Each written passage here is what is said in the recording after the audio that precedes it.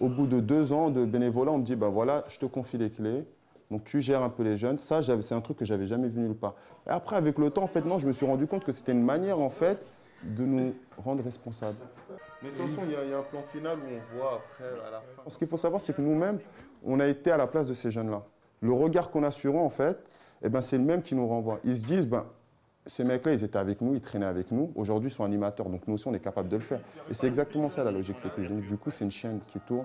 La plomberie, on l'a déjà fait. Et le point de départ du CPJ, c'est à partir de la confiance qu'on leur fait, c'est qu'ils retrouvent un sens à leur vie.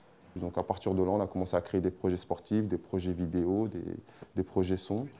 C'est 10 fois plus utile d'avoir un projet qui va durer sur l'année, qui va occuper les jeunes durant toute l'année, que de les emmener 2 semaines en vacances, ils reviennent, d'accord, ils ont des bons souvenirs, mais après le reste de l'année, ils vont faire quoi? Et un petit va venir, il va voir l'ambiance du CPJ, il va retourner dans un quartier, ouais, j'étais dans le 14e, j'étais dans une association, c'est de la bombe, tout ça, vas-y, demain on y va.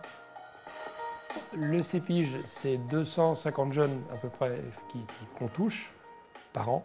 C'est 13 petites entreprises qui sont nées du CPJ.